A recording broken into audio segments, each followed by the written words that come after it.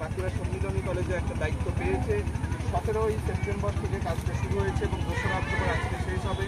এবং আজকে একটা আমরা জানি মহালয়া করতে এসছেন। এটা গন্ধেশ্বরীর একটা রিভার ব্যাংক, এই জায়গাটাকে সতীঘাট বলা হয়।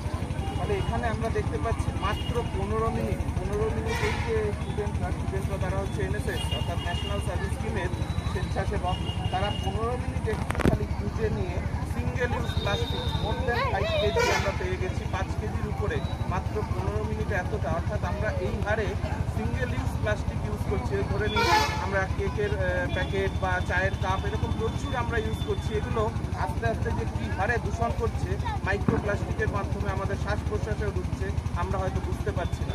এটা একমাত্র সুযোগ হচ্ছে এই সচেতনতা। আমরা যদি সচেতন হই তাহলেই হয়তো এই জায়গাটা কিছুটা হলেও বন্ধ করা যাবে। তো এই ব্যাপারে আমরা সবাই মিলে একটা স্লোগান দিচ্ছি, বলো हर नागरिक का एक ही सपना स्वच्छ बने भारत अपना। हर नागरिक का एक ही सपना स्वच्छ बने भारत अपना। हर नागरिक का एक ही सपना स्वच्छ बने भारत अपना। আরেকটা কি বলার আছে? সেবা, स्वच्छता ही सेवा, स्वच्छता ही सेवा, स्वच्छता ही सेवा, स्वच्छता ही सेवा। स्वच्छता ही सेवा।